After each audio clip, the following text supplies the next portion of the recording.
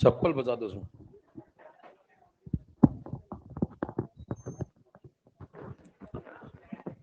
नमस्कार जय भारत।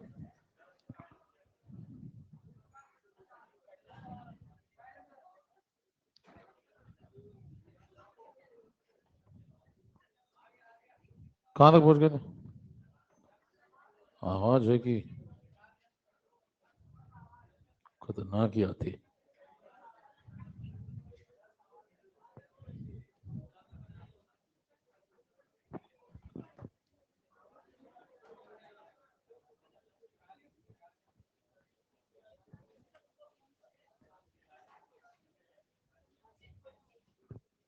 खुश है महिलाएं तो, हंसी खुशी का माहौल। सवाल दिया था एक, बैठ जाओ फटाफट। एक सवाल लिखा था। अच्छा। हम्म। और उसको फिर से लिखना पड़ेगा। सवाल को फिर से लिखना पड़ेगा नहीं, याद तो तुम्हें कुछ होगा नहीं। और लगाने की बात तो छोड़ ही दो, क्या ही लगाया होगा तुमने नहीं।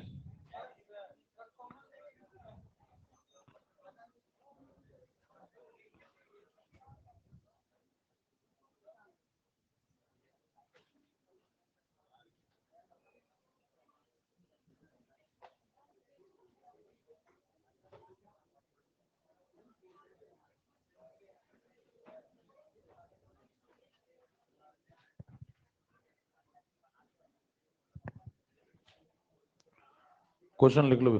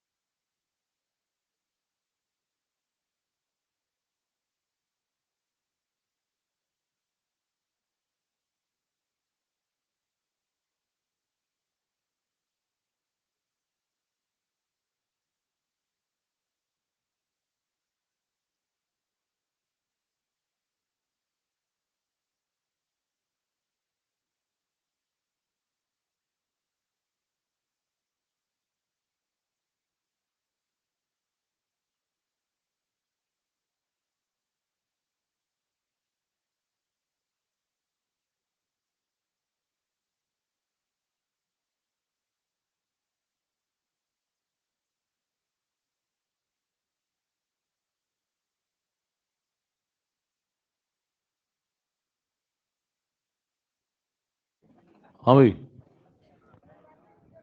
जितनी दिन तुम सवाल हमें लिखते हुए देख रहे हो, उतनी दिन मगर सवाल सॉल्व करने की कोशिश कर लेते हैं हंसी ठिठोली किए बिना, तो शायद कुछ जीवन में परिवर्तन आ जाता। नहीं।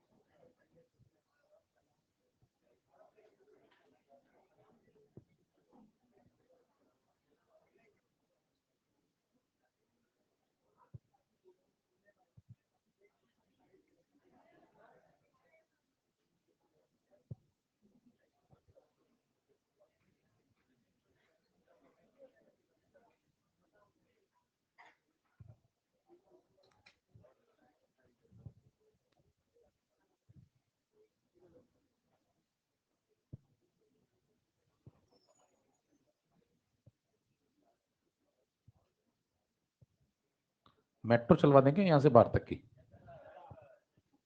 आना जाना बहुत लगा रहता है।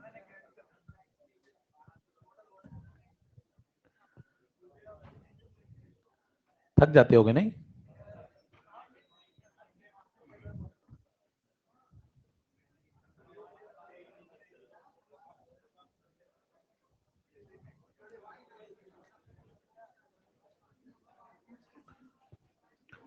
थकते हम इसलिए नहीं क्योंकि थकता मजदूर है, कलाकार नहीं।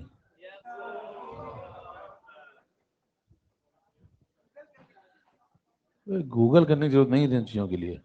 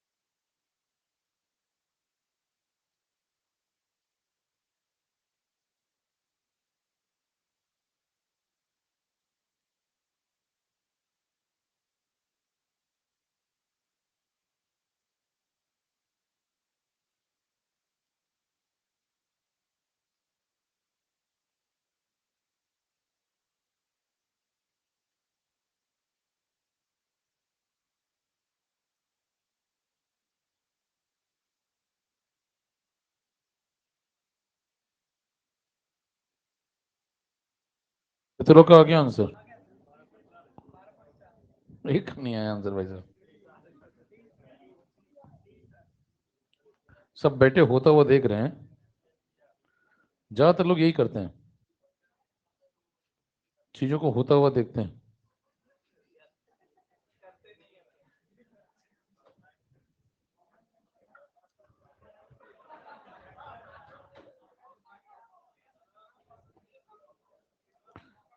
ये किसी के अंदर, पुरुष के अंदर महिला घुसी है, इसको नहीं। कैमरा मैन, इसको जल्दी बाहर करो। अब देखिए, अब क्या है कि आप सवाल पढ़ लें पहले तो। आपसे कह रहा है रेजिस्टेंस जो है, यहां से पढ़ें। एक कंडक्टिविटी सेल है, ठीक है? तो ऐसा एक सेल बनाया गया होगा और इसके अंदर आपने एक सॉल्यूशन भरा होगा। उस सॉल्यूशन का कंसंट्रेशन ये था और उसका जो रेजिस्टेंस आया वो ये आया। फिर आपने कहा उसकी जो कंडक्टिविटी आई, कप्पा, वो ये आई। इतनी बात पुराने सॉल्यूशन की है। ये जो जितनी बात लिखी है, ये सब पुराने सॉल्यूशन की बात है। फिर इसके बाद शुरू होता है नया डेटा।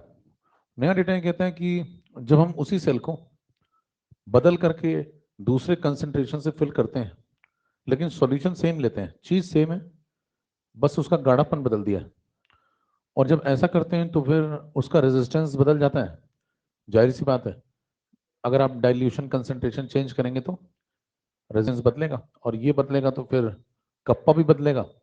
कप्पा बदल के कितना हो गया वो नहीं दिया है, पढ़ लें आप। और आपसे जो पूछा है वो क्या पूछा है?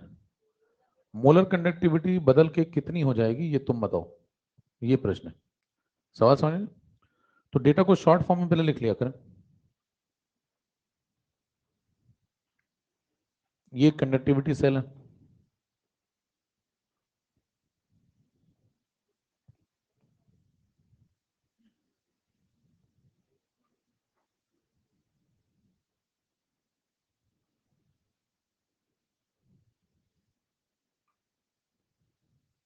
इसको फिल कर दिया उसने।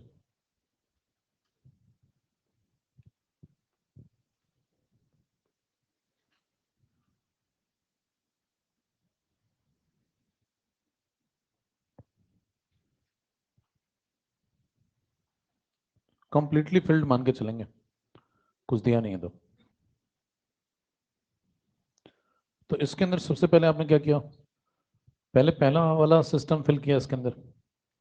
पहला वाला सिस्टम का रेजिस्टेंस निकाला, ये आया, मोलैरिटी ये थी, कप्पा ये था। तो उसको बोल दिया पहले R1।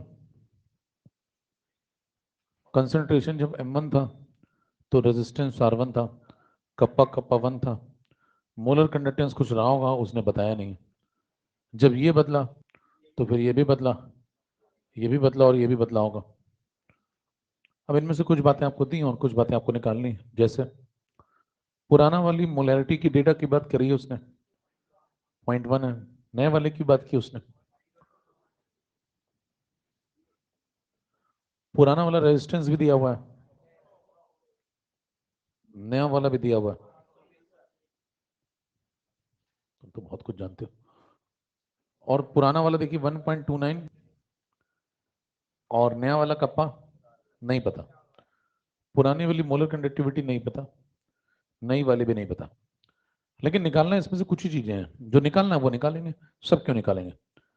अच्छा, लेकिन ध्यान दें कप्पा निकालना जरूरी पड़ जाएगा। आपको ये निकालना है, फाइनली आपको ये बताना है। ये पूछा उसने, हाँ, निकाल तो बहुत कुछ सकते हैं लेकिन पूछा ये उसने। तो ये निकालने के लिए पहले आपको कप्पा टू ढूंढना पड़ेगा। कप्पा टू ढूंढेंगे तभी इस पे आएंगे। तो पहले कप्पा टू ढूंढो। वो कैसे ढूंढेंगे देखें, R1/R2 बताया था आपको, एक बात लिखवाई थी कि सेम कंडक्टिविटी सेल है।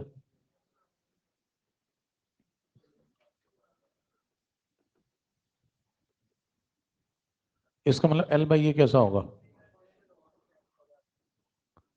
Constant. R is equal to rho into L/A। तो यहां पे लिखेंगे आप R1/R2 इज इक्वल टू रो1/रो2। आगे बढ़े तो ये तो रेजिस्टेंस का हो गया, कप्पा के साथ उल्टा कंडक्टेंस। वैल्यू पुट करें, R1 कितना, R2, सीधे इधर आ जाओ, कप्पा टू निकालना है। कप्पा वन, कप्पा टू निकल आएगा। यहां से कप्पा टू की वैल्यू आ रही है 100/520 इंटू 1.29।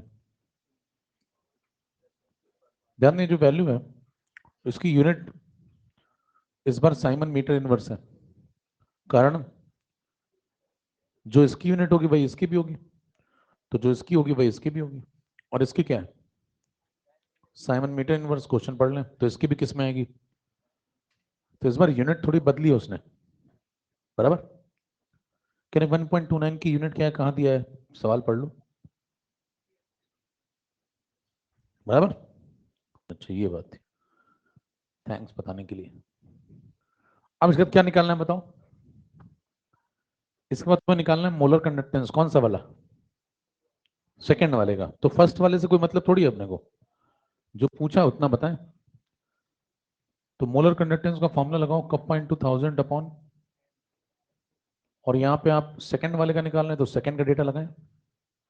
सेकंड का डेटा बताओ जल्दी से।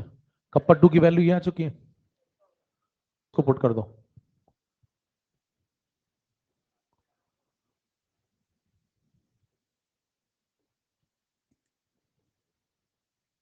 ये हो गया कप्पा टू 1000। M2 बताओ,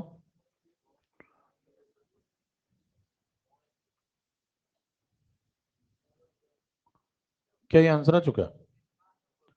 यूनिट देके ध्यान से नहीं बैठेगी सही, तो आप चारों को सॉल्व करेंगे, चारों में से कोई आंसर नहीं बैठेगा, क्योंकि यूनिट देखिए मीटर स्क्वायर में मामला चल रहा है, तो आपको यूनिट थोड़ी मॉडिफाई करनी पड़ेगी। ध्यान दें जब आप ये फॉर्मूला लगाते हैं, ये वाला, तो अभी तक आप क्या कर रहे थे इस फॉर्मूले को लगाते समय, ध्यान दें।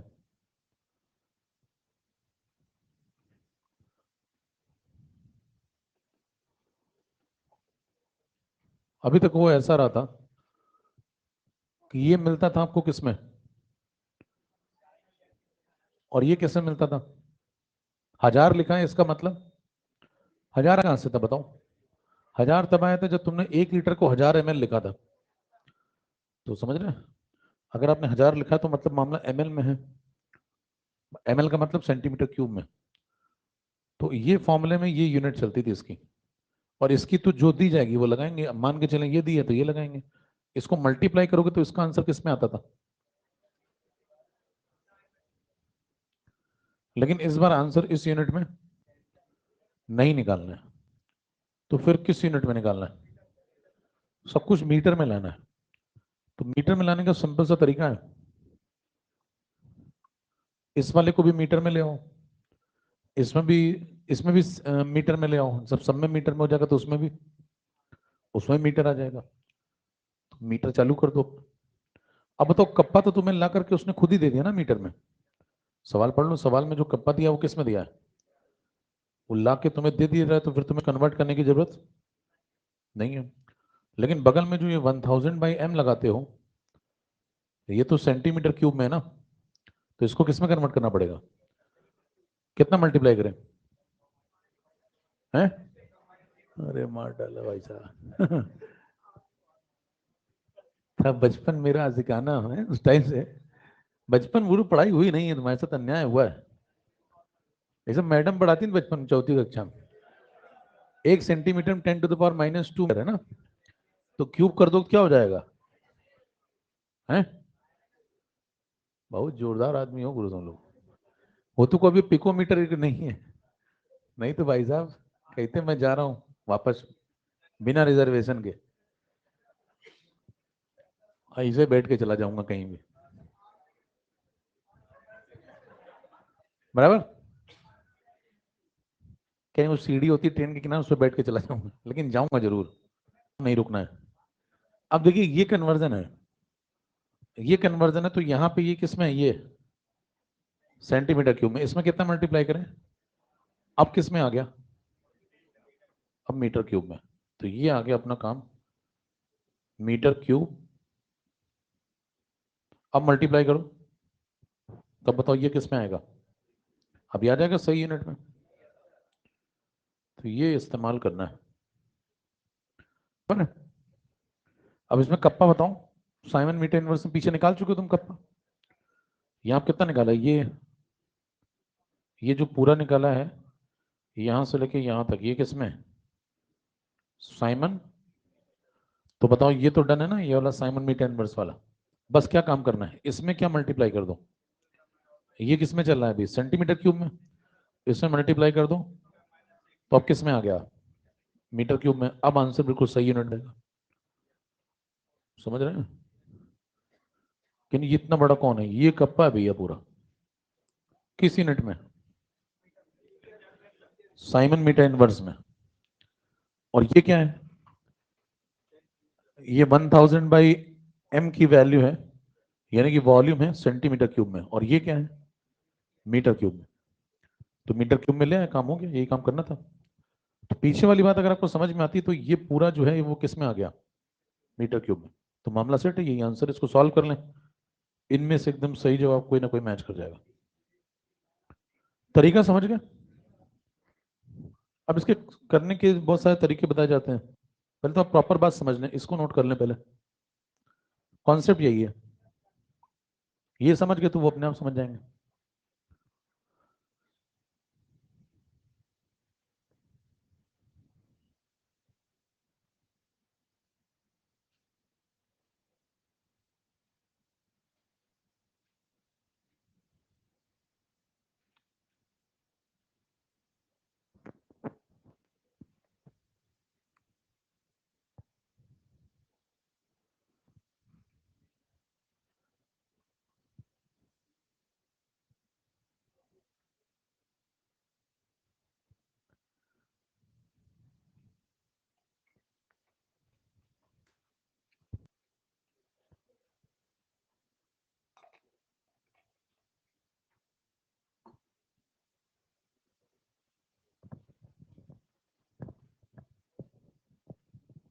हो गया?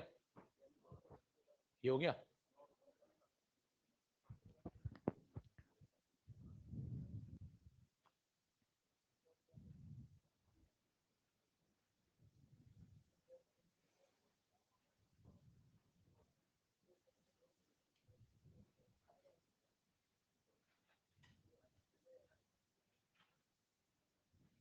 चले?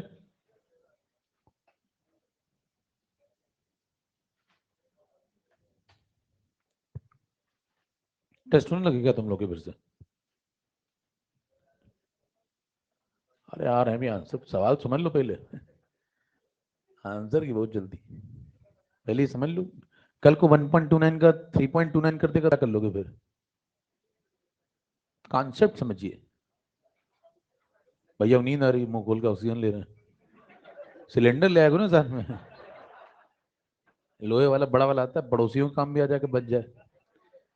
हॉस्टल सप्लाई कर दिया देखो। तो ये है मामला। तो ये आप समझ गए पहले पूरी बात, करना क्या है समझ में आ गया। अब इसको करने के तरीके क्या होते हैं समझिए, क्योंकि इतना टाइम वहां थोड़ी लगाएंगे बैठ के।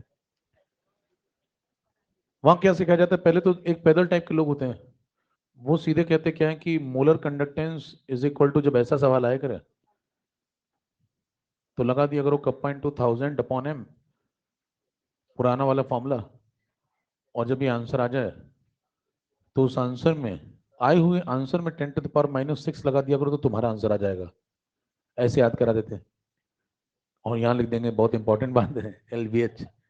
अब उनको ये नहीं समझ में आता है कि अगर ये याद करके आप बैठे रहेंगे तो आपको ये कभी जीवन में नहीं समझ में आएगा कि ये 10⁻⁻6 तुमने मल्टीप्लाई किसमें किया है, इसमें या इसमें या थोड़ा थोड़ा दोनों में। प्रश्न समझ रहे हैं?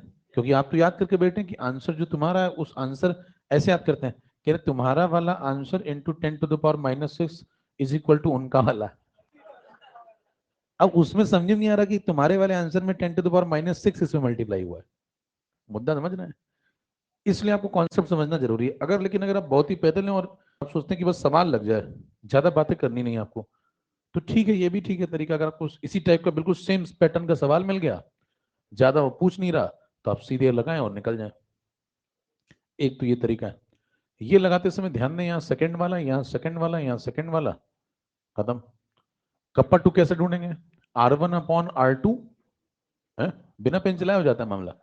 R1/R2 into kappa 1। हेलो, नीचे से लगे कप्पा 1 ऊपर, ठीक। R1 बताओ, थोड़ा दिमाग कैसे चलाओ।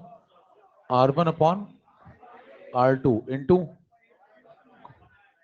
कप्पा 1, ये कौन? कप्पा 2 इंटू क्या करेंगे? 1000 अपॉन दूसरी वाली मोलैरिटी, ठीक है, इंटू 10⁻। इसको सॉल्व करेंगे, आपको आंसर इस यूनिट में मिलेगा, कहानी खत्म है। तो अगर आप ज्यादा में पेपर में नहीं करना चाहते हैं, आपको एकदम सेम सवाल मिलता है, अगर यूनिट यूनिट सब मैच कर रही है, तो ये लगाएं और एक लाइन में कहानी खत्म करें। फिर आपको सॉल्व करना पड़ेगा थोड़ा सा। सॉल्व करते समय कैसे करें वो भी समझें, क्योंकि ऐसा नहीं कर सकते कि इसके आगे देख लेना भाई मैं इतना कर दिया। ये 100 वाले समेट लिया करो एक तरफ,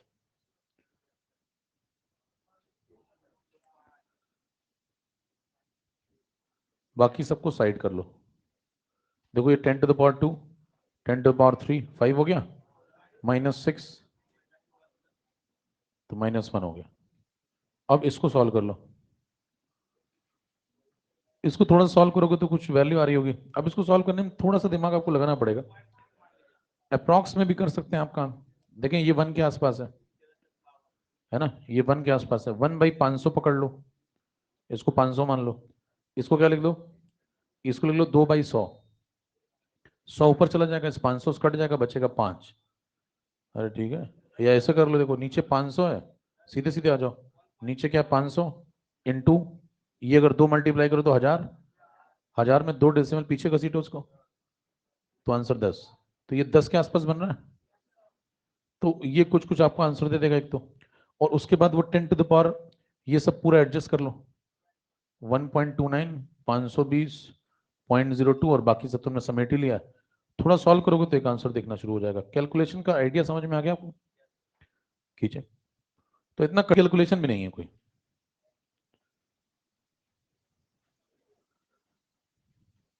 आंसर देखिए करीब करीब कितना बन रहा है। ये 500 इंटू 2 करा तो 1000 आया, 2 डेसिमल पीछे किया तो 10 आया, तो 1/10 जैसा बन रहा है कुछ। तो क्या ये 0.1 जैसा बन रहा है? अब 0.1 जैसा बन रहा है तो अगर आप एग्जैक्ट सॉल्व करेंगे तो 0.1240 बन रहा होगा। अरे आ रहा है क्या? देखो वैसे अगर अप्रॉक्स करो तो कितना बन रहा है? 0.1। लेकिन 0.1 तो तब बन रहा है जब आप अप्रोक्सीमेशन ले रहे हैं, एग्जैक्ट करेंगे तो ऐसा कुछ बन रहा होगा। ये कॉमन सेंस है,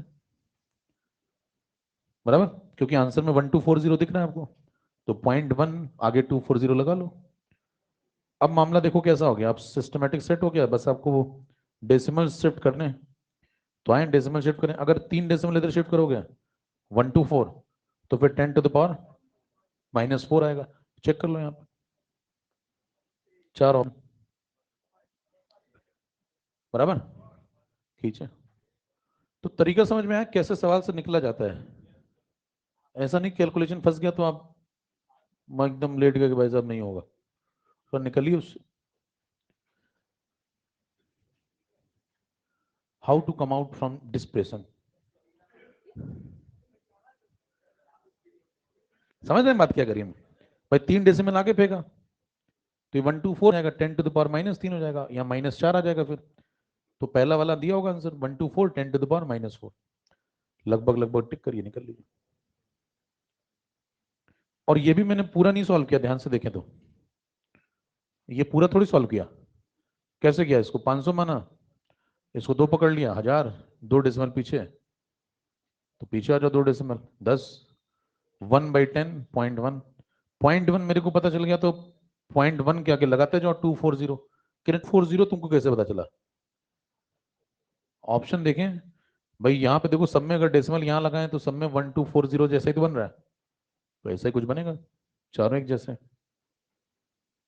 तो अपने साथ अपना सामान्य ज्ञान भी जरूर ले जाएं, अगर हो आपके पास तो। जितना है उतना ले जाएं, वो काम तो उसी से चलाना पड़ेगा। सत्य को स्वीकारिए सबसे पहले, है ना, जो है उसी को ले जाएं। अब एक और बात सुने, जिन लोगों ने ये याद करके जाते हैं कि मैं लास्ट में जो तुम्हारा आंसर है उसमें 10⁻⁻6 मल्टीप्लाई कर दूं तो मेरा आ जाएगा, उनके लिए एक नया सवाल बना देगा वो।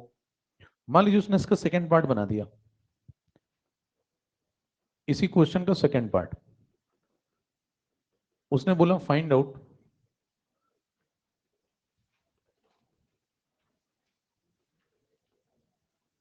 The molar volume of second solution. अब और आपको जो आंसर दिए होंगे वो दिए होंगे,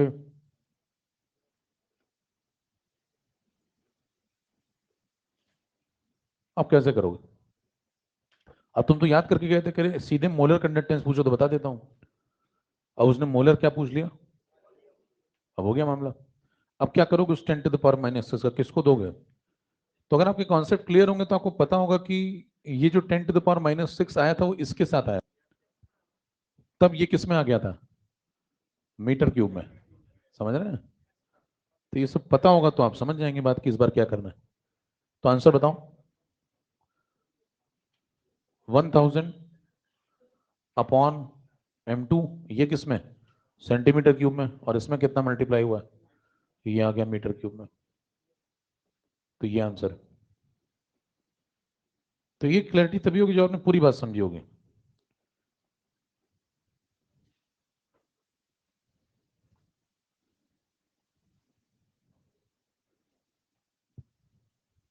ठीक है, तो क्लियर 10⁻⁻6 कहाँ एडजस्ट हुआ है, ये पता होना जरूरी है। एक और सवाल लिखेंगे,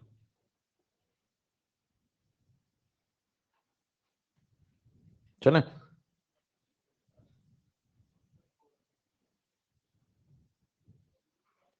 एक और ढंग का सवाल लिखें, तो यूनिट वाला कंफ्यूजन समाप्त। अबे हाँ ना तो बोल दिया करो, तुम्हारे हाँ ना में फर्क नहीं नजर आता।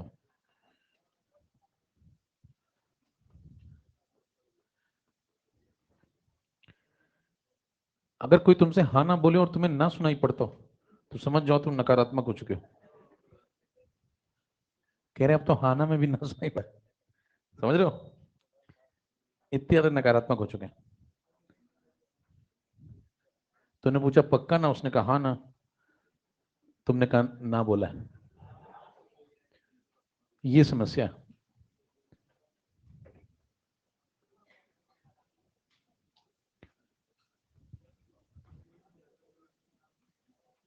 आजकल सिलेबस में बहुत चर्चा चल रही नहीं।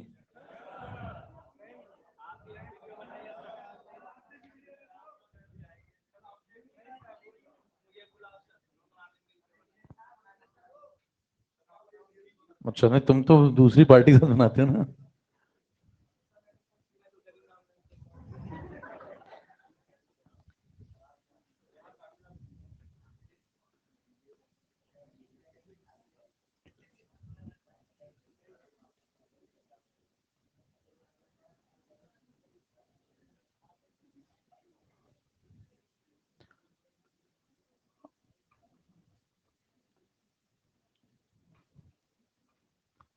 2-3 चैप्टर कट जाने सबसे ज्यादा समस्या उन लोगों को हुई है जिनको वही 2-3 आते थे, तो उसमें समस्या है भी, वो किसी कीमत पर उनको हटते देखना नहीं चाहते। हमें हम तटस्थ रहते हैं हर, अपना क्या केमिस्ट हो जाएगी, मैथ्स पढ़ाने लगेंगे।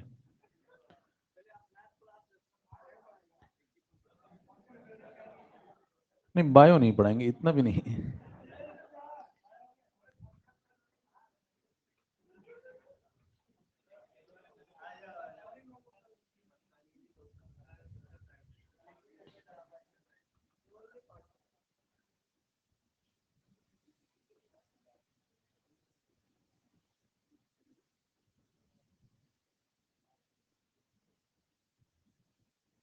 अब ये थोड़ा ढंग का सवाल है, इसको नोट करें। पीछे वाला भी ढंग का सवाल था, उसमें यूनिट का कंफ्यूजन समाप्त हो चुका है। एक वेरिएशन ये कर लें।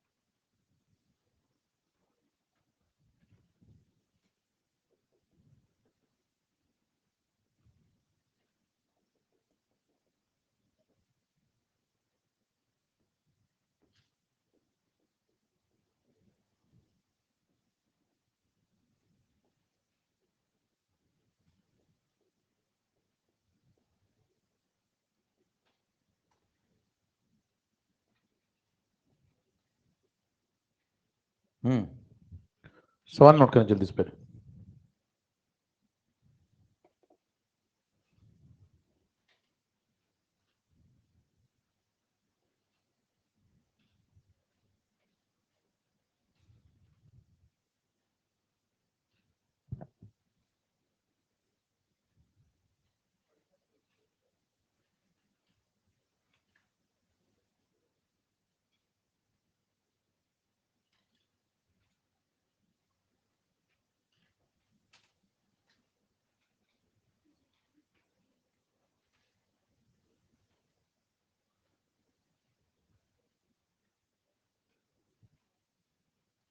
चलें, सवाल को पढ़ने के बाद इंग्लिश में लिखा, इंग्लिश तो आती होगी तुम लोग का भी।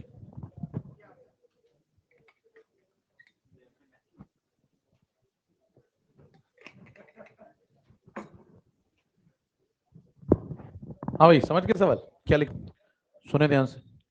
कह रहा है एक कंडक्टिविटी सेल है, उस कंडक्टिविटी सेल में पहले क्या भरा उसने, ए का सॉल्यूशन, ठीक है, उसका रेजिस्टेंस आया 50। फिर कह रहा है कि अगर उसी में मैं बी का सॉल्यूशन भरता तो रेजिस्टेंस आता 100। मतलब उसी में भरता मतलब उसी के साथ भरा है तब नापा है या फिर अलग से भरा है तब नापा है, ये समझ के लैंग्वेज। तो मतलब एक कंटेनर है, इसमें कंडक्टिविटी से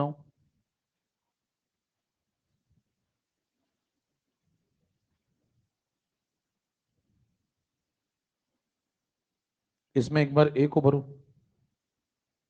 ए को भरो तो किसको भरो, सिर्फ ए को। तो मान लो इसमें सिर्फ ए भर दिया, ओनली ए। तो जब ओनली ए भरा तो कितना आंसर आया रेजिस्टेंस का, ठीक है। तो तीन बातें हुई हैं देखिए इसमें, ओनली ए भरता हूं तो जो रेजिस्टेंस R1 आता है वो आता है 50 ओम। फिर क्या किया, इसको खाली कर दिया होगा, कहीं कहां लिखा है इसमें, आगे लैंग्वेज पढ़िए, and that of solution of B, यानी कि बी का अलग से नापा है, समझ रहे हैं? ठीक है, तो फिर इसको खाली कर दिया, खाली करने के बाद इसमें बी भर दिया। तो बी जब भरा तो सिर्फ बी है या फिर ए भी है, ठीक है, ओनली बी। तो R2 आया कितना, 100। फिर क्या किया, फिर से खाली कर दिया, फिर से खाली करने के बाद तीसरा एक्सपेरिमेंट किया। इस बार क्या किया, जो सेम कंडक्टिविटी सेल, देखो वर्ड यूज हुआ है, तो पहली बात तो पूरे सवाल के दौरान क्या चीज फिक्स है, L/A फिक्स है, बराबर। फिर क्या किया, फिर इक्वल वॉल्यूम भरा, किसका, ए और बी का मिला के, तो अब दोनों का भरा या किसी एक का भरा। तो तीसरा एक्सपेरिमेंट किया जिसमें ए भी है और इनका रेशियो कितना है, 1:1, वॉल्यूम रेशियो। ये कौन सा रेशियो, ठीक है। तो तुमको बताना क्या है, जब ऐसा करते हो तो जो आर रिजल्टेंट आता है वो कितना आएगा, इसको R3 बोल दो या आर रिजल्टेंट बोल दो, जो भी बोलना है ये बताना है। सवाल पढ़ लें, मिक्सचर का रेजिस्टेंस बताएं सेम सेल में, बराबर। एक और बात लिखी नीचे लिखी हुई, पढ़ लो उसको भी। क्या लिखा नीचे, कह रहा मान के चलेंगे कि जब मिक्सिंग करी गई है तो कोई चेंज नहीं हुआ है किसी के अल्फा में, क्योंकि होता है कभी कभी जब हम मिक्स करते हैं तो एक दूसरे के अल्फा बदल देते हैं। वो आयनिक इक्विलिब्रियम की बातें यहाँ नहीं करनी है आपको, कि कोई common an effect, odd an effect, कुछ भी नहीं लग रहा। करो, करना है, कह रहे बैठ जाओ आराम से, बैठो रिलैक्स करो, अभी आदमी बताएगा आगे। इतनी बात समझ में आ गई, आओ सुनो अब आगे, सुन ही लो।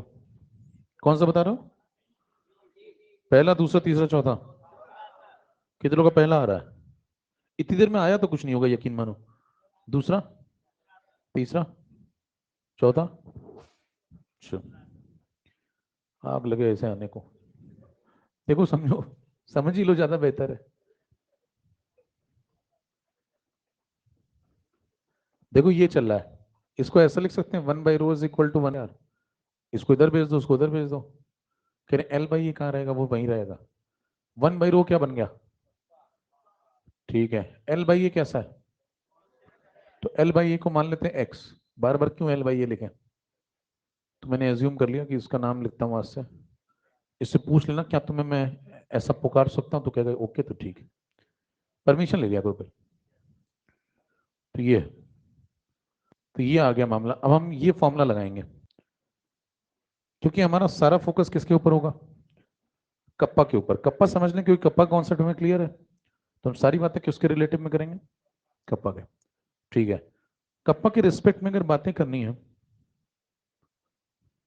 तो मान लें आप पहले ए भरा आपने, एक कंटेनर लिया, उसमें क्या भरा, ओनली ए। जब ओनली ए भरोगे तो ये क्यूब निकाल लो उसमें से, इसमें क्या भरा हुआ है इस क्यूब में। अच्छा, जब भी मैं एक क्यूब बनाऊंगा तो वो क्यूब कितने सेंटीमीटर क्यूब का है, ये अंडरस्टूड है ना। तो बताइए मैंने यहाँ क्या लिया, ए लिया, इसके अंदर भरा हुआ है सिर्फ ए, तो 1 सेंटीमीटर क्यूब और ए भरा हुआ है। बताओ इसका जो कंडक्टेंस है वो कितना होगा, उसको एक नाम दे दिया मैंने, कप्पापन, चलेगा। फिर क्या किया, फिर मैंने इसको खाली कर दिया, फिर मैंने उसकी जिंदगी में बी भर दिया, फिर बी वाले में से ऐसा ही एक क्यूब निकाल दिया। अब बताओ बी वाले में से ऐसा क्यूब निकालूंगा तब इसके अंदर क्या भरा हुआ है, ओनली बी। फिर उसका भी 1 सेंटीमीटर क्यूब लिया मैंने, और इस बार ओनली बी है, तो उसका कंडक्टेंस मैंने बोल दिया कितना, कप्पा 2। फिर मैंने किया कि ए और बी दोनों को भरा, फिर उसमें से एक क्यूब निकालूंगा, उसका जो रिजल्टेंट आएगा वो होगा कप्पा रिजल्टेंट। उसको इन दोनों से कनेक्ट करना है, मेरा काम क्या है, इन दोनों के कप्पा को तीसरे वाले के कप्पा से, क्योंकि अगर कप्पा कनेक्ट हो गया, सब कॉन्सेप्ट समझिए, आपको बेसिकली कनेक्ट किससे करना है, आपको कनेक्ट करना है रेजिस्टेंस को, क्योंकि सवाल में क्या पूछा गया है, लेकिन रेजिस्टेंस कनेक्ट करने के लिए हमें किसको कनेक्ट करना पड़ेगा, अगर ये कनेक्ट हो गया तो ये अपने आप, क्योंकि ये तो कांस्टेंट है। तरीका समझ में आ रहा है, तो निकालना ये है लेकिन निकाल ये रहे हैं, समझ रहे हैं, क्योंकि हमें कॉन्सेप्ट किसका क्लियर है, कप्पा का। क्या कॉन्सेप्ट क्लियर है, कोई भी सॉल्यूशन दुनिया में आ जाए उसमें से मैं क्या करूंगा, एक क्यूब निकालूंगा 1 सेंटीमीटर क्यूब का, उसका कंडक्टेंस नापूंगा, वो आएगा, ठीक है। अब एक बात बताएं, ये जो मैंने लिखा हुआ ये क्या है, इसके 1 सेंटीमीटर क्यूब का कंडक्टेंस है, और यही क्या बन गया उसका स्पेसिफिक कंडक्टेंस, क्योंकि 1 सेंटीमीटर क्यूब का है। ये मैंने क्या निकाला है, निकाला मैंने कंडक्टेंस है, वही क्या बन गया। अब मेरा मकसद ये है मकसद ये अपना मकसद ये कि जब मैं इसी तरीके से एक नया सॉल्यूशन बनाता हूं जिसमें ए और बी दोनों हो और 1:1 के रेशियो में हो, उस वाले के अंदर से भी एक क्यूब ऐसा निकालूंगा। अब जो एक तीसरा क्यूब मैं ढूंढने वाला हूं उसमें बताओ यहाँ पे अंदर क्या भरा होगा।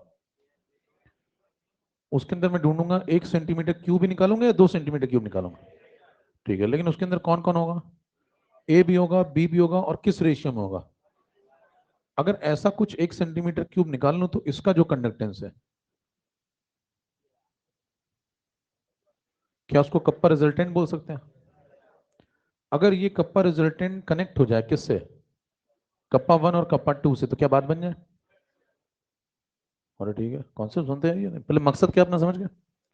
हमें तीसरे वाले के अंदर से में से एक क्यूब ऐसा ही निकालना है, और उस एक क्यूब का जो कंडक्टेंस होगा उसको क्या नाम दे देंगे, कप्पा रिजल्टेंट, और फिर वो बाकी ऊपर दोनों से कनेक्ट करना है। अगर कनेक्ट कर लिया तो फिर रेजोनेंस अपने आप कनेक्ट हो जाएगा। अब इन दोनों को इससे कैसे कनेक्ट करें, तो क्या करें देखें, इन दोनों के एक एक क्यूब पहले भरे हैं, इसका एक क्यूब भरा हमने ऐसा, इसका एक क्यूब भरा ऐसा, फिर दोनों को लाके ऐसे जोड़ दो। अगर इन दोनों को लाके ऐसे साइड बाय साइड जोड़ दें तो कितना बन जाएगा, 1 centimetre cube plus 1 centimetre cube.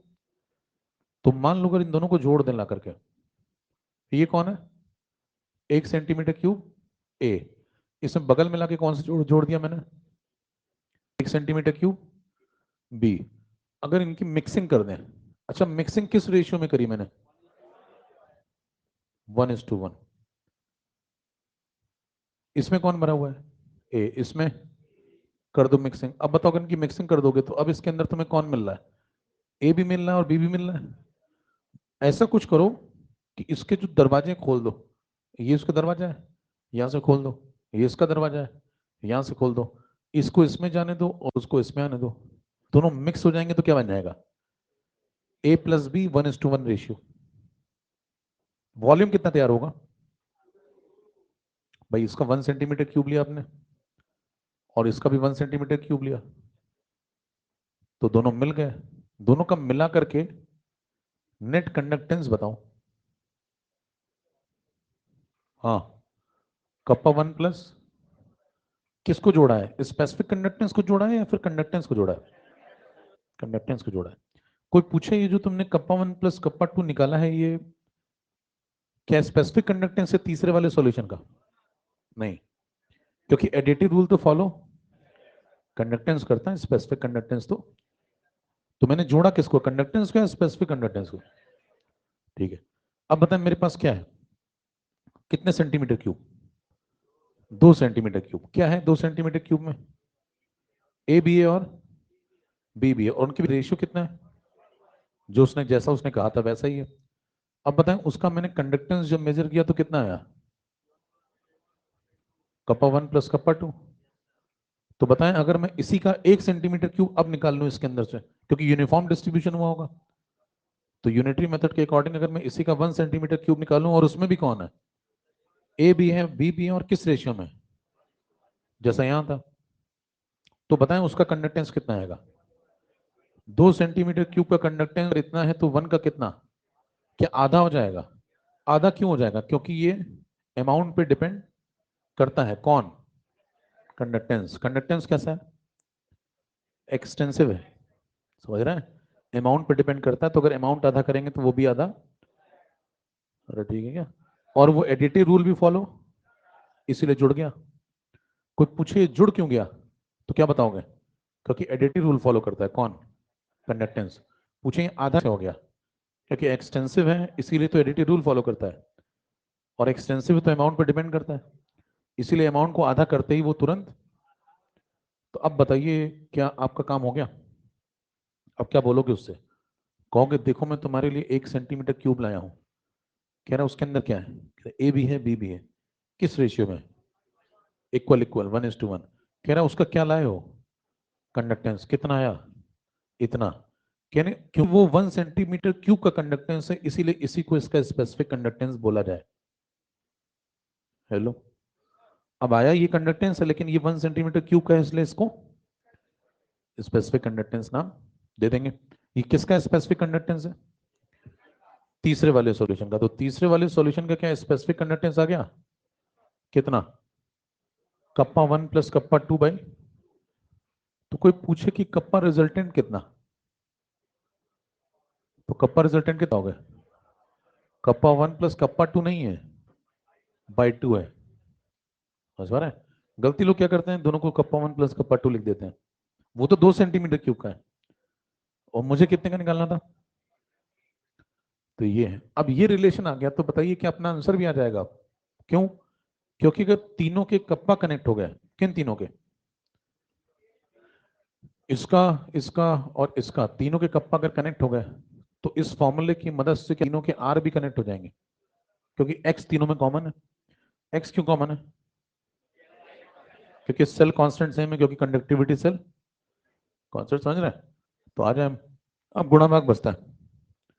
Kappa का फॉर्मूला बताओ, 1/r इंटू, वो लिखा है ना, तो बताइए इसका कप्पा 1 क्या लिखोगे, 1/r, आर कितना है पहले वाले का, R1 बताओ, भूल चुका हूं, दूसरे वाले का, तो यहां क्या लिखोगे, 1/r इंटू एक्स, यहां पे क्या आएगा 1/100 इंटू, बराबर, यहां पे क्या आएगा 1/r रिजल्टेंट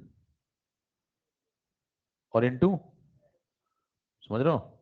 तो बताओ तीनों में अगर ये फॉर्मूला लगा दें तो यहां पे क्या लिखोगे, कप्पा रिजल्टेंट की जगह क्या लिखें बताओ, फॉर्मूला एक ही है 1/r इंटू एक्स, तो यहां क्या लिखोगे 1/r रिजल्टेंट इंटू एक्स, और यहां पे क्या आएगा 1/2 बाहर ले लो, अंदर क्या आएगा कप्पा 1 बताओ, 1/r1 इंटू एक्स, R1 कितना 50 इंटू एक्स, और बताओ ये कितना कप्पा 2, 1/100 इंटू, अब एक्स एक्स कट लिया सब, तो बचा क्या 1/r रिजल्टेंट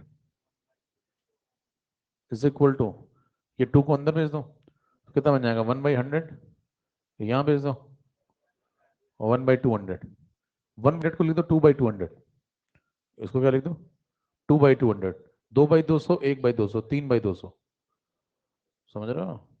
क्या मैं नीचे एलसीएम लिख करता हूँ, तो क्या ही बना। तो आर रिजल्टेंट आ चुका है, इसी मैंने कहा ना, अपना केमिस्ट्री बंद तो मैथ्स चालू, अपना धंधा चलता रहेगा। खींचे, तुम पूरा सिलेबस बदल दो, मैं सिलेबस का टॉपिक ही बदल दूंगा, सिलेबस बदलो मैं सब्जेक्ट बदलूं, अंत कुछ भी नहीं है। आखिरी में एक और काम है, वो भी करेंगे, इसको नोट करो, अबे इसको नोट करो पहले, बाद में खुलासा बाद में करेंगे।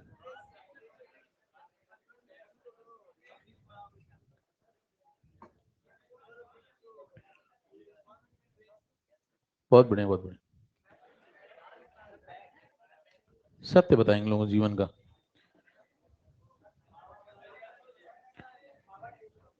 चले पीछे, मेन तो यही है, यही समझ लो, सारा सवाल इसी में। चलो लिख लो, तुम्हारा बहुत मन कर रहा था, यहां से लिख लो फिर।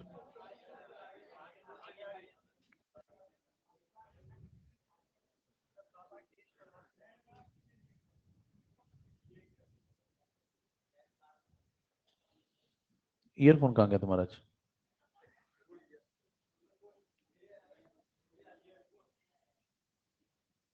कर लेगा, तुम लोग क्यों स्पॉन्टेनियस है,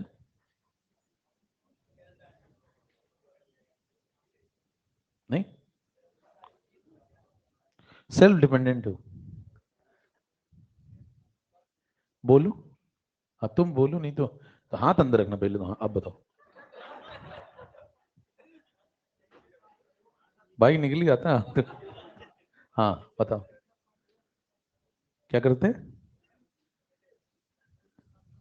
दो के साथ, रोक, हाँ कर लो, कोई दिक्कत नहीं, तुम्हें कॉन्सेप्ट क्लियर है कि भाई एक क्यूब का कंडक्टेंस अगर ये है तो रेजिस्टेंस ये है, इससे कर लो, आखिरी 1/1 बन जाएगा, वो बात तो वही बनेगी, नया क्या हो जाएगा। मैं तुम्हें एक आसान तरीका बता रहा हूँ, सिंपल तरीका, आप हमेशा किस पे फोकस करें, कप्पा पे, कप्पा पे फोकस करें, आपका सवाल अपने आप लग जाएगा। और जब भी कप्पा फोकस करना है तो कितने वॉल्यूम को देखना है, 1 ml, 1 ml पे फोकस करें जब भी कप्पा की बात करनी।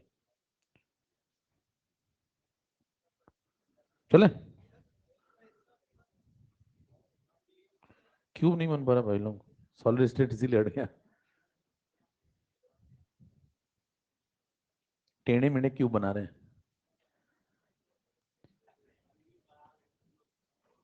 पढ़ा रहे हैं।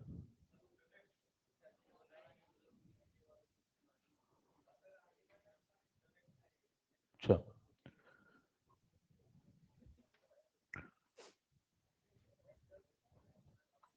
कई कह रहे हैं 24 में चेंज होगा, 23 में नहीं चेंज होगा।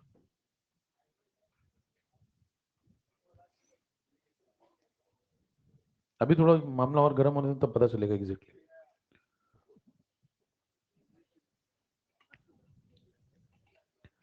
कुछ चीजों को समय पे छोड़ दीजिए, खुद ही बदल जाएगा। इतने लोग बताने वाले हैं आजकल, आप बस सुनते रहिए, आखिरी बात को सुन लीजिएगा। जब सब बता के थक जाए 2-3 महीने में, आखिरी में कोई ना कोई और बताएगा, वो फिर सब बताने लगेंगे। ज्यादा मत सुनिए सब चीजें।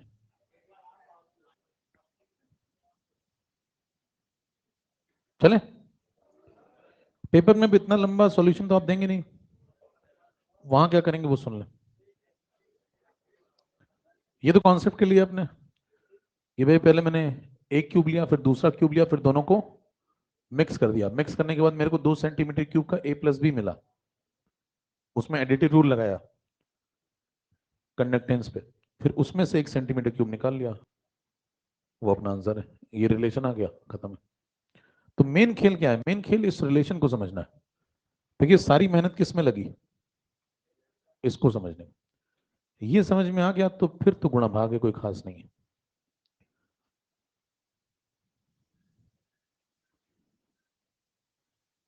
हो गया? कितना लिखोगे तुम लोग?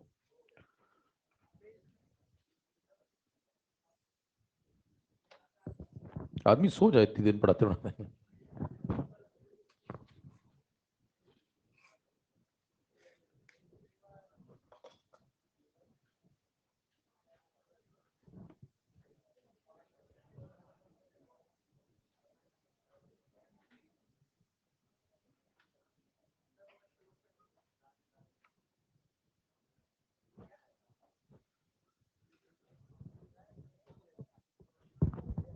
सुनो भाई, अब जरा पेपर में क्या करना है। देखिए आपने किया क्या, पहले एक सॉल्यूशन था, फिर दूसरा था, फिर दोनों को मिक्स कर दिया, ठीक है। सीधे कप पर रिजल्टेंट लिखते हैं।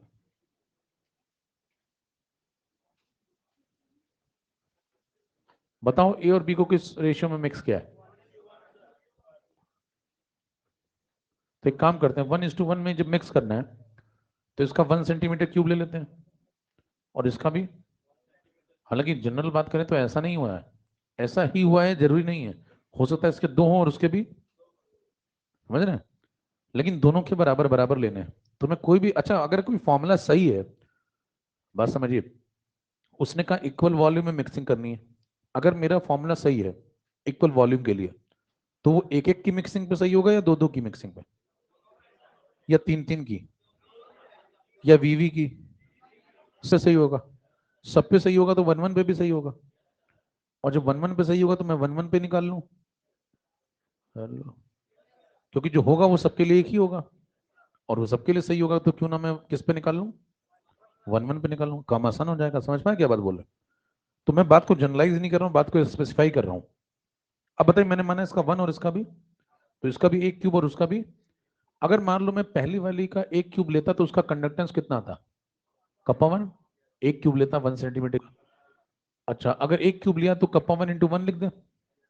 दूसरी वाली का क्या लिया मैंने, अगर एक क्यूब लिया तो कप्पा 2 × 1। अच्छा, दोनों का अगर एक एक क्यूब मिला तो कितना कंडक्टेंस जुड़ जाएगा, एडिटिव रूल।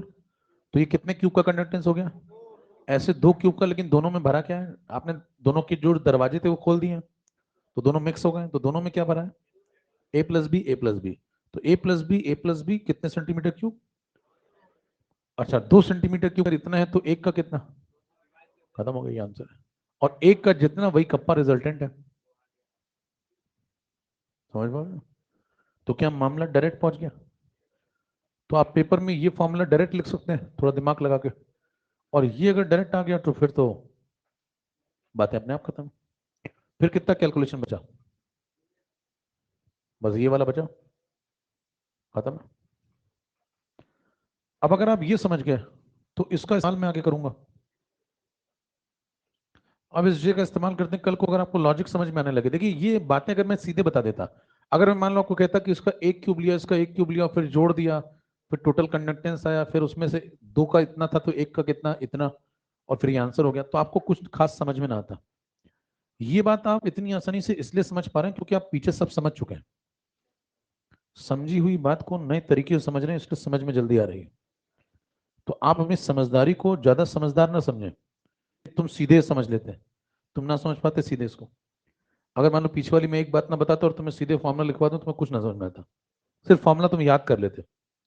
क्या आपको इस फॉर्मूले की फील है एग्जैक्टली कि वो एक क्यूब लाया, फिर एक क्यूब लाया, फिर दोनों को जोड़ा, फिर दो हो गए, फिर उसमें से एक निकाला? अगर फील है तो फिर अगला सवाल भी लगेगा, फिर कोई आ जाए, फिर कोई नहीं टिकेगा। वो कहता है इस बार मैंने ए लिया और मैंने बी लिया, लेकिन इस बार मैंने 3:4 रेशियो में मिला है। अब बता दो, अब मैं क्या करूंगा? अब मैं इसके 3 क्यूब लाऊंगा तो इसके लाऊंगा 1-1 सेंटीमीटर क्यूब की। तो बताइए कप्पा 1 वाले में कितने लाया? 3, और कप्पा 2 वाले, और दोनों को जोड़ दिया, टोटल क्यूब कितने हो गए? 7 क्यूब में ये कंडक्टेंस है तो एक में डिवाइड बाय 7, ये कप्पा रिजल्टेंट है। खींचे। अब लॉजिक भी है, कोई रोक के पूछ ले क्या किया तो समझा सकते हैं। ऐसा ना कह दो कि मैं तो फॉर्मूला याद करके बैठा हूं, फिर नाम पूछे कौन बता रहा है, तुम्हारा पता नहीं, मैं तो इज्जत है मार्केट में। तो उसको क्यूब दिखाएं, सवाल पूछे तो आप क्यूब दिखाना शुरू करें, करें मैंने इसका 3 क्यूब लिए, फिर इसके 4 क्यूब लिए, फिर दोनों के दरवाजे खोल दिए, तो सातों क्यूब का कंडक्टेंस मिला कितना हुआ, उसमें से एक निकाल लिया तो बाई 7 कर दिया, क्योंकि सातों एक जैसे हैं। अब कोई फॉर्मूला नहीं है, सिर्फ लॉजिक है।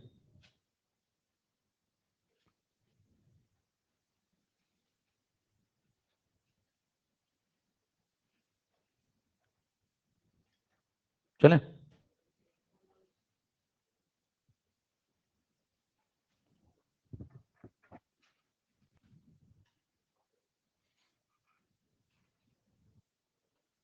अभी तक जो आप पढ़ रहे थे वो सब क्या पढ़ रहे थे? कंडक्टेंस एट फाइनाइट डाइल्यूशन, बराबर।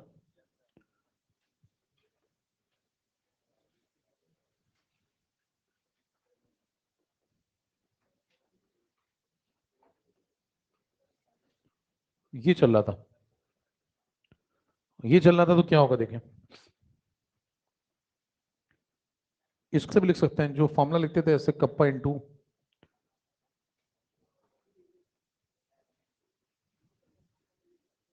ये सब जब भी आप निकाल लेते, ये सब किस पे निकाल लेते? फाइनाइट डाइल्यूशन पे, क्योंकि डेफिनेट सॉल्यूशन था आपके पास। इसके ऊपर कभी कभी वी लिख दिया जाएगा ऐसे। वी लिखने का मतलब सारे कैलकुलेशन किस पे कर रहे हैं? एट वी डाइल्यूशन पे। तो मतलब एक फाइनाइट डाइल्यूशन पे आप सवाल लगा रहे थे, तो ये फॉर्मूले चल रहे थे। अब नई चीज जो करने जा रहे हैं वो क्या है? नई चीज है कि कंडक्टेंस निकालने जा रहे हैं किस पे? इनफाइनाइट डाइल्यूशन पे।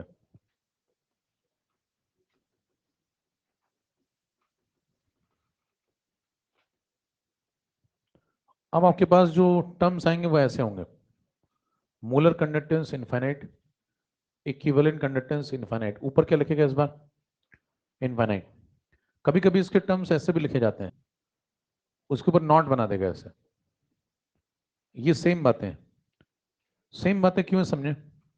पहली बात, इसका नाम समझ लें, ये कौन है?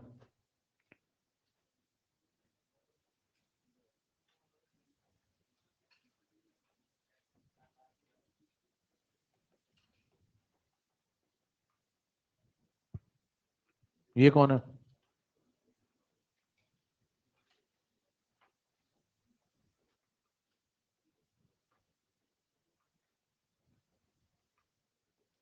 ठीक है, पीछे वाले कौन थे? ये दोनों कौन थे?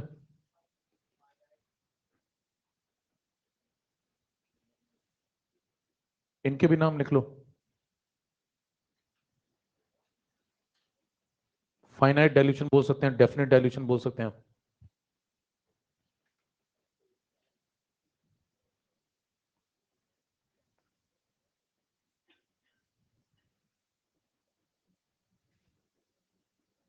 फाइनाइट बोलो या डेफिनेट बोलो, बात एक ही है, समझ रहे हैं? और इनफाइनाइट बोलो चाहे, और उसके बाद क्या बोल लो? इनडेफिनेट डाइल्यूशन, है ना, एक ही बात है।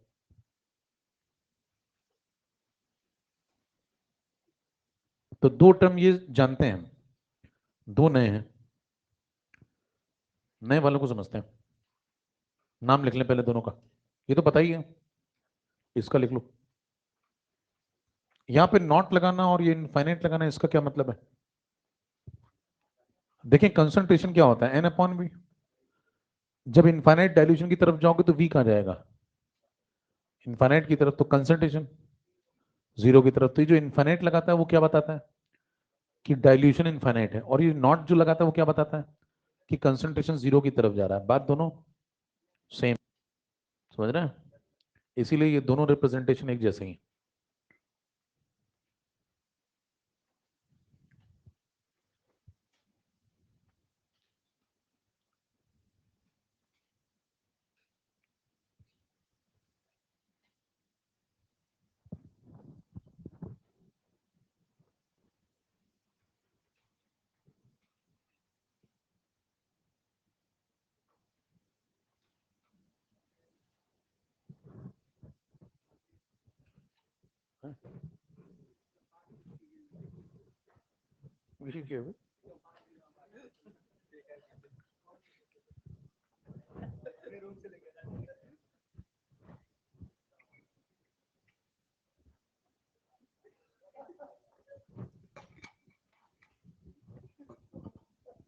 असली है? नहीं, बैग के पूछ रहे हैं, बैग के असली है। ठीक है, चले। अबे आगे कुछ है ही नहीं, आगे पगला गए हो क्या? आओ आगे बढ़े। अब देखिए, मोलर कंडक्टेंस और इक्विवेलेंट कंडक्टेंस निकालना है आपको। कब निकालना है? इनफाइनाइट डेल। इनको कैसे निकाला जाए, इनके मेथड समझने हैं। क्योंकि पीछे वालों के मेथड तो आप जानते हैं ना भाई, सवाल भी लगा चुके हैं, रिलेशन भी पता है, पीछे वालों के दोनों की बात हो चुकी है। इसमें आए, इसको निकालने के दो तरीके, हेड डालें।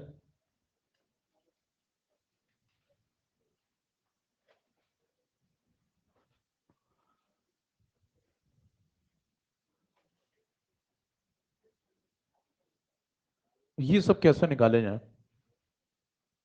कंडक्टेंस एट इनफाइनाइट डाइल्यूशन, इसको निकालने के दो तरीके हैं। पहला मेथड का नाम है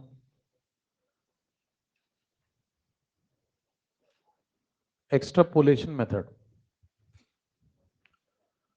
और दूसरे का नाम है कोलरॉस लॉ।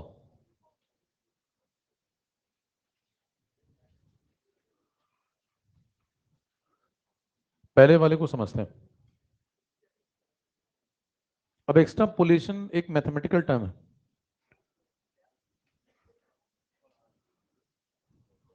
बराबर है? एक्सट्रापोलेशन, जवान फंस रही है क्या बोलते समय?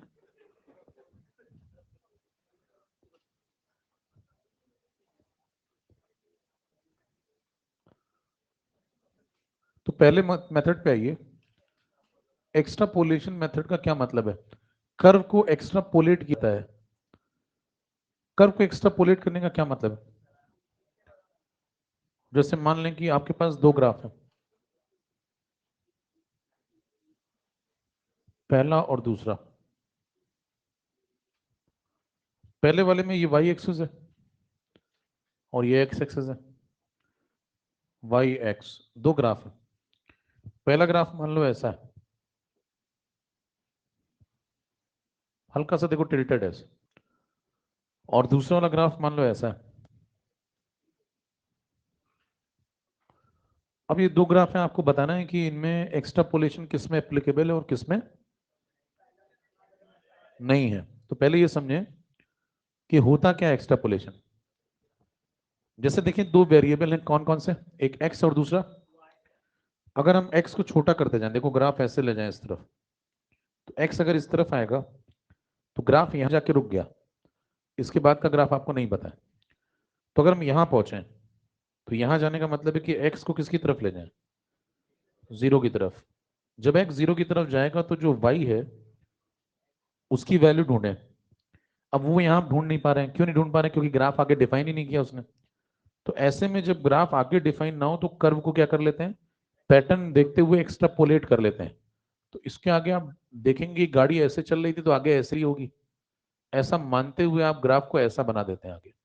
तो ये जो डॉट डॉट डॉट किया, ये क्या किया, ये कर्व को एक्स्ट्रापोलेट करके यहाँ पे टकरा दिया। और आगे का पैटर्न आपको पता नहीं था तो आपने उसको क्या कर लिया, सही मानते हुए उसी पैटर्न को आगे बढ़ा दिया। इसको बोलते हैं ग्राफ को क्या करना। और ऐसा करके हम क्या ढूंढते हैं, ऐसा करके हम इंटरसेप्ट ढूंढते हैं। ये क्या ढूंढा हमने, इंटरसेप्ट, कहाँ टकराएगा ये पता कर लिया। तो y की बताएं क्या एक डेफिनेट वैल्यू आ, जब x जीरो की तरफ जा रहा है तो उस पॉइंट पे क्या y की एक डेफिनेट वैल्यू आ गई, डेफिनेट बोल लें या फाइनाइट बोल लें। अगर एक फाइनाइट वैल्यू आ गई तो इसका मतलब एक्स्ट्रापोलेशन मेथड यहां पे एप्लीकेबल हो गया। तो आप लिखेंगे एक्स्ट्रापोलेशन मेथड इज एप्लीकेबल। दूसरे पे हैं। दूसरे में क्या कह रहा है, ये थोड़ा सा बॉयल्स लॉ जैसा ग्राफ है देखें। तो अगर ऐसा ग्राफ आपको मिलता है तो इसमें क्या करेंगे, जब आप इस तरफ मूव करेंगे ऐसे, एक्स जीरो की तरफ जब जाएगा तो वाई कहां जा रहा है देखो, इनफाइनाइट की तरफ।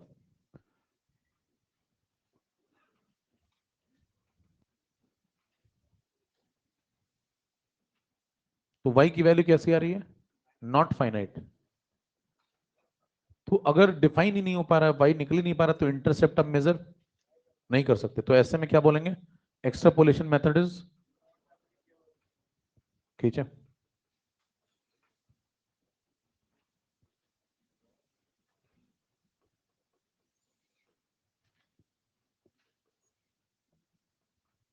अब आप कहेंगे इसका केमिस्ट्री से क्या ताल्लुक है,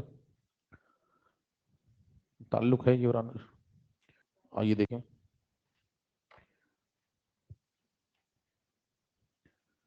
तो यहाँ पे एक्स जीरो की तरफ जा रहा है तो वाई इनफाइनाइट की तरफ जा रहा है बेसिकली, समझ रहे हैं।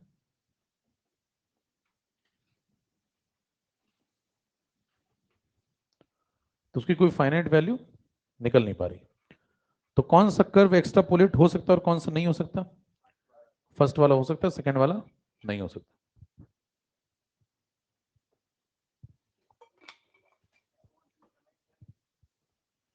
आगे आ जाओ, यहाँ आ जाओ। हैं काम, नॉट फाइनाइट। मान लो कोई व्यक्ति समझदार नहीं है तो मूर्ख है, कम समझदार लिखो चाहे ज्यादा मूर्ख लिखो, बात एक ही है। उसके लिए दो व्यक्तियों को थोड़ी ढूंढोगे, एक ही व्यक्ति में दोनों खूबियां हैं, कम समझदार व्यक्ति ही ज्यादा मूर्ख व्यक्ति होता है। दोनों में से कुछ भी ढूंढ लीजिए, आपको एक ही जैसी चीज है। चले,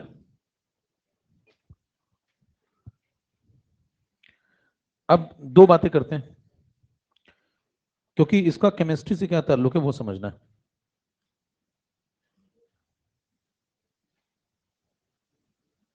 चलें, हेड डालें केस नंबर 1।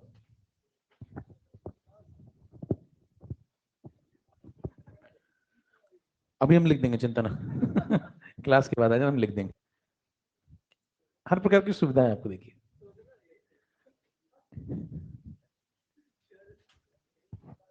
ठीक है, सुनने में अच्छा लगा ना, सुनने में अच्छा लगना चाहिए देखिए जीवन, बाकी तो ठीक है, होगा क्या वो तो पता ही है। Case number 1, strong electrolyte. मान लें आप स्ट्रॉन्ग इलेक्ट्रोलाइट का ग्राफ बनाते हैं।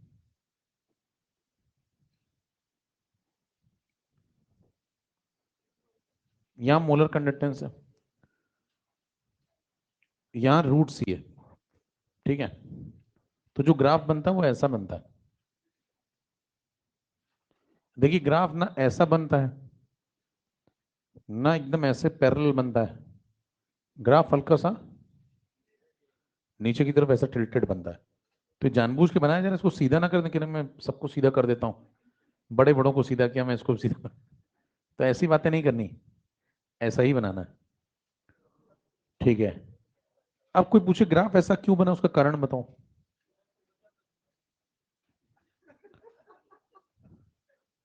कितने खुश हैं देखिए, ये कौन कहता है फंडिंग की जरूरत है, कोटा तनाव में है? देखिए आप कभी ओवर खुशी में भाई बर्दाश्त ही नहीं कर पा रहे।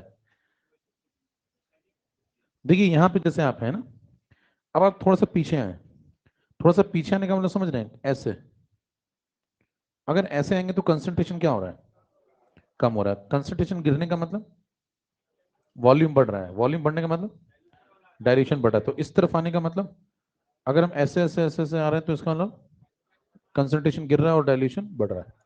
तो डायल्यूशन बढ़ने पे जब आप चेक करेंगे इधर कहीं आगे मान लो ऐसे, तो कंडक्टेंस भी बढ़ेगा, दिख रहा है। जितना आप इस तरफ मूव करेंगे उतना देखिए कंडक्टेंस भी ऐसे थोड़ा सा बढ़ रहा है, इंक्रीजिंग है। तो ग्राफ ऐसा यूं ही नहीं बना दिया गया है, ऐसा होता है। अब ऐसा होने के कारण क्या है उस पर आ जाए।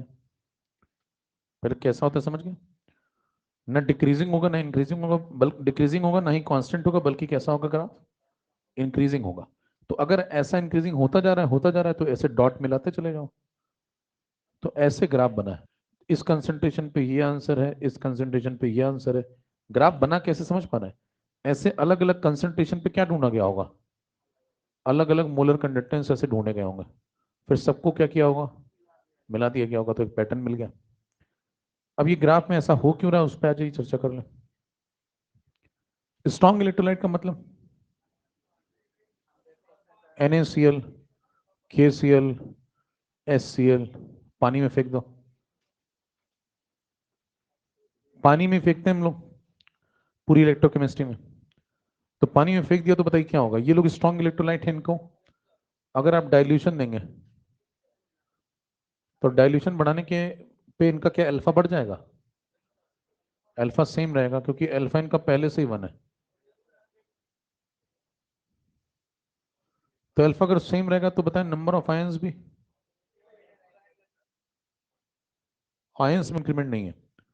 फिर क्या हुआ, लोग सेम है लेकिन तालाब देखिए, मछलियां उतनी है लेकिन तालाब बड़ा कर दिया गया है। देखिए डाइल्यूशन बढ़ गया ना। तो पहले अगर 4 मछलियां थी तो अभी भी 4 ही हैं, लेकिन पहले वो तालाब में थी, अब वो नदी में, उनको दरिया में डाल दो। तो धीरे धीरे क्या होगा, उनकी बातचीत गिरती जाएगी। बातचीत गिरने का मतलब समझ रहे हैं, जैसे पहले मछलियां छोटे से तालाब में रहती थी, पूछती कल कहाँ थी, हैं? फिर अगर आपने उनको नदी में डाल दिया तो पिछला हफ्ता कैसा गुजरा तुम्हारा, दरिया में डाल देंगे तो पूछेंगे तुम तो दिखती ही नहीं हो, कहाँ रहती हो आजकल। सवाल बदल गए। इन सवालों को समझिए, सवालों का मतलब है बातचीत गिरती जा रही है, लॉन्ग डिस्टेंस। ये समझ में आ गया देखो भाई। अब देखिए, अब नंबर ऑफ आयंस अगर सेम है तो बताइए मछलियां उतनी है लेकिन तालाब बड़ा हो गया तो क्या बातचीत कम हो जाएगी, बातचीत कम हो गई तो इसको बोलते हैं टेक्निकल फॉर्म में ट्रिपल आई। ट्रिपल आई का मतलब है इंटर आयनिक इंटरेक्शन, आयंस के बीच का इंटरेक्शन कमजोर है। यहाँ पे आयन कौन है, नहीं कोई और नहीं आया, उन्हीं के बीच की डिस्टेंस बड़ी, ज्यादा दिमाग नहीं लगाना भाई, तो इधर तो निकल जाता है, एक्स्ट्रा में नहीं सोचना है, ठीक है। तो क्या हुआ, तालाब की जगह जगह बढ़ गई, तो उनकी ही बातचीत थोड़ी कम हो गई, तो आयन सब बातचीत नहीं करते। अगर बातचीत नहीं करते तो बताइए आयन मूव ज्यादा करेंगे, तो उनकी आयनिक मोबिलिटी बढ़ेगी, और आयनिक मोबिलिटी बढ़ने का मतलब है कंडक्टेंस भी बढ़ेगा। ये कौन से कंडक्टेंस की बात कर रहा हूं मैं, इलेक्ट्रोलिटिक या मेटेलिक, मोलर वाले तो ठीक है, मेन बात बताएं, इलेक्ट्रोलिटिक या मोलर या मेटेलिक। इलेक्ट्रोलिटिक की जो भी चर्चा चल रही है वो सब किसके बारे में चल रही है, मेटेलिक को तुम बहुत पीछे, ठीक है। तो ये कौन सा कंडक्टेंस बढ़ा रहा है, इलेक्ट्रोलिटिक। उसमें मोलर कंडक्टेंस की बात हो रही है। तो बताएं, आपको जब पढ़ाया था तो बताया गया था कि दो प्रकार के कंडक्टेंस होते हैं, एक इलेक्ट्रोलिटिक और एक मेटेलिक। इलेक्ट्रोलिटिक में बताया गया था कि कारण होता है आयन। कंडक्टेंस का कारण कौन है? वो चार्ज के कैरियर्स हैं। और मेटेलिक में चार्ज के कैरियर्स फ्री इलेक्ट्रॉन्स थे, उनकी चर्चा नहीं हो रही है। ठीक है, तो ये कारण नोट कर। अब इसमें सर्सन रीजन के सवाल वो बना सकता है अपने हिसाब से, ढूंढ लेंगे। तो लॉजिक क्या हुआ देखिए, रिलेशन बढ़ा, अल्फा में कोई परिवर्तन नहीं, आयन सेम, दरिया हो गया मामला तो बातचीत गिर गई, बातचीत कम तो काम ज्यादा, मूवमेंट ज्यादा होगा, मोबिलिटी ज्यादा तो कंडक्टेंस ज्यादा। इसलिए ये जो ग्राफ है वो देखिए डॉट ऊपर की तरफ जा रहे हैं ऐसे, इधर जाने तो मतलब क्या हो रहा है, डाइल्यूशन। देखो डाइल्यूशन बढ़ रहा है, डाइल्यूशन बढ़ रहा है तो कंडक्टेंस भी बढ़ रहा है, बराबर। ग्राफ का पैटर्न पहले समझ में आ गया आपको। अब वो बात समझ लेते हैं एक्स्ट्रापोलेशन वाली। देखिए जब आप यहां की तरफ ऐसे मूव करेंगे तो आपको कहीं ना कहीं आकर के प्रैक्टिकली रुकना पड़ जाता है, यहां पर आप रुक गए। केमिस्ट्री की एक अपनी हद होती है। केमिस्ट्री की हद इसलिए क्योंकि देखिए लैब के अंदर आप डाइल्यूशन एक लिमिट तक बढ़ा सकते हैं। जैसे आपने पानी बढ़ाया, कितना बढ़ाओगे पानी, यहां पे थोड़ी आ जाओगे। यहां आने का मतलब समझ रहे हो, यहां आने का मतलब है कि आपने कंसंट्रेशन जो रूट सी था उसको जीरो कर दिया, तो आपने सी भी जीरो किया होगा। सी जीरो तो वी इनफाइनाइट, तो डाइल्यूशन इनफाइनाइट। तो इतना इनफाइनाइट वॉल्यूम कहाँ से लाओगे, लैब में दरिया थोड़ी बना डालोगे हैं। तो फिर आप कहाँ रहोगे, दरिया बना दोगे तो उसमें तुम कहाँ रहोगे। तो ऐसा कर नहीं सकते प्रैक्टिकली आप, तो ये सब बातें काल्पनिक है, समझ रहे हैं। रियलिटी में आप सिर्फ यहीं तक कहीं आते हैं, यहां तक कहीं आ सकते हैं, यहां तक कहीं, इसके बाद नहीं जा सकते आगे, क्योंकि इसके बाद की बातें काल्पनिक है। तो जब काल्पनिक है तो आप क्या कहेंगे, लैब में नहीं जा सकते, केमिस्ट्री की यहाँ लिमिट है। तो जिसके बाद केमिस्ट्री की हद आ जाती है उसके बाद मैथ्स बेहद हो जाती है। तो मैथ्स कहती है कि अगर इसी पैटर्न को आगे बढ़ाया जाता तो ऐसा होता। तो ये जो हम कर रहे हैं ये क्या कर रहे हैं, एक्स्ट्रापोलेट कर रहे हैं, ग्राफ को प्रेडिक्ट कर रहे हैं, समझ रहे हैं। ग्राफ के नेचर को देखते हुए, क्योंकि आज तक उसका नेचर तो आगे भी ऐसा होगा, ऐसा मान करके ग्राफ को प्रोडिक्शन दे रहे हैं। और प्रोडिक्शन देने का मतलब है कि एक्स्ट्रापोलेट कर रहे हैं। और अगर ऐसा कर दिया तो बताइए यहां से यहां तक का इंटरसेप्ट क्या मेजर हो जाएगा। और ये इंटरसेप्ट मेजर करने का मतलब है कि आपने किसको किसकी तरफ टर्न कराया, रूट सी को जीरो की तरफ। अगर ऐसा किया तो molar conductance at infinite dilution की वैल्यू कैसे आ गई, इनफाइनाइट डाइल्यूशन भी तो निकालना है ना, तो उसकी वैल्यू कैसी आ गई, फाइनाइट, डेफिनेट। और अगर ऐसा हो गया तो कौन सा कॉन्सेप्ट लग गया इसके ऊपर, एक्स्ट्रापोलेशन। तो क्या बोलोगे, extrapolation method is applicable for strong electrolyte. ठीक है।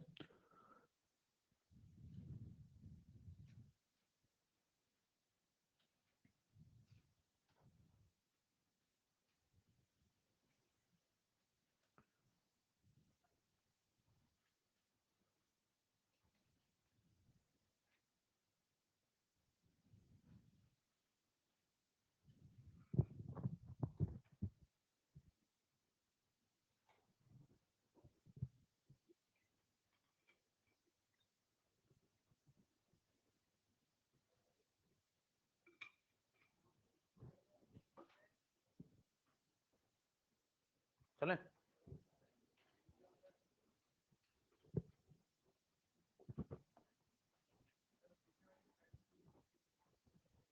है?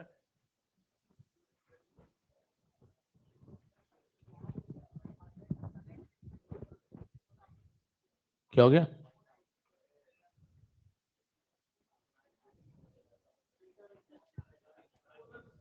कोने में क्या हो गया, रूट सी जीरो की तरफ जा रहा है।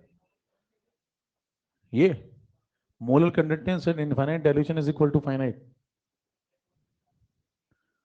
अच्छा, हम्म, ये आपने अच्छी बात कही। नहीं तो इसको मिस्टेक थोड़ी कहते हैं, समझ में नहीं आया तो। मिस्टेक का मतलब होता है गलत लिखा हुआ है। तुम्हारे लगने से होता क्या है? कौन हो तुम? प्रकृति का एक छोटा सा जर्रा हो तुम। तुम्हारे लगने से क्या होता है? समाज थोड़ी चल, कुछ भी नहीं बदलेगा। ध्यान दें, जब आप इस तरफ जाएंगे, इस तरफ जब जाते हैं तो कंसंट्रेशन कम होता जा रहा है, डाइल्यूशन। तो आप यहां पे कहीं रुक जाएंगे। केमिस्ट्री के अकॉर्डिंग इसके आगे आप जा नहीं सकते। इसके आगे क्यों नहीं जा सकते? क्योंकि केमिस्ट्री की एक हद होती है, उसके बाद आप पानी नहीं मिला सकते। और उसके बाद अगर आपको पानी मिलाने का मन कर रहा है तो मैथ्स के अकॉर्डिंग मिलाएं। आप कहते हैं कि ये पैटर्न अगर आगे ऐसा ही बढ़ता जाता तो यहाँ कट करता, और अगर करता तो ये इंटरसेप्ट आता। और ये इंटरसेप्ट कौन होगा? मोलर कंडक्टेंस होगा। कब होगा? इनफाइनाइट डाइल्यूशन पे। तो क्या हमने मोलर कंडक्टेंस इनफाइनाइट डाइल्यूशन पे मेजर कर लिया? जबकि इनफाइनाइट डाइल्यूशन पे कोई चीज मेजर करना प्रैक्टिकली पॉसिबल ही नहीं है। क्योंकि इनफाइनाइट डाइल्यूशन आप करोगे तो खड़े कहाँ रहोगे? आपने इनफाइनाइट पानी बना दिया। तो हर तरह आप सोचिए, समुंदर ही समुंदर है, और उसमें NaCl पड़ा हुआ है, और बीच में आप हैं। आपसे कहा कंडक्टेंस मेजर करो बैटरी लगा के, कैसे करोगे? अत्याचार टाइप का हो गया।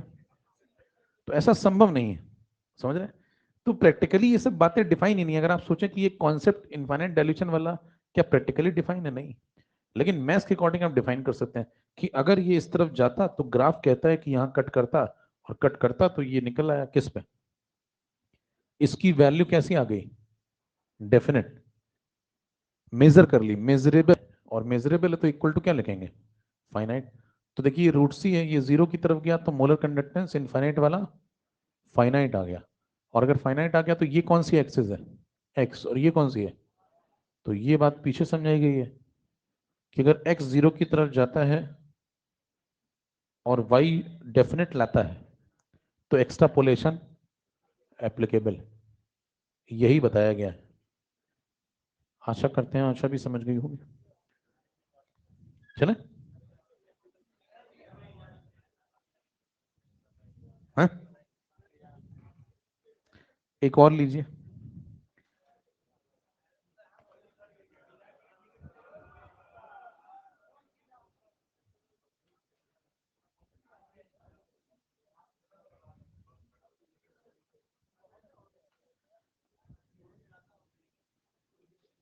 ऐसा भी क्या हो गया?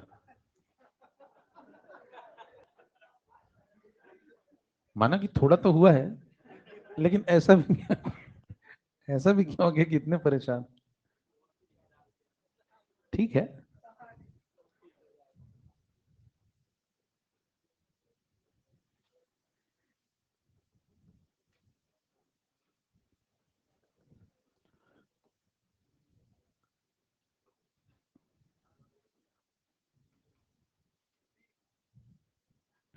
बीच में यूट्यूब मोटिवेशन देख लिया करो ना, मन थक जाओ तो।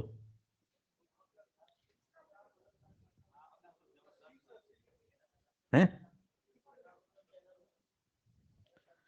इस टाइप का सवाल ऑब्जेक्टिव पूछेगा। अब उतनी बड़ी बड़ी बातें नहीं पूछेंगे, ये सब पूछ लेंगे आपसे। तो पैटर्न बता देंगे। पैरेलल होगा नहीं, ऐसा होगा नहीं, इस तरफ होगा। देखिए डाइल्यूशन बढ़ाएंगे तो कंडक्टेंस बढ़ेगा। ठीक है, बस ऐसे बना देगा तो ठीक है। टच कराया ना कराया इतना काफी। वीक पे आ जाए। अरे मार्टर, बजी गई आखिरकार है। बताओ, जीवन बन गया। चलें भी, नेक्स्ट में मिलते हैं।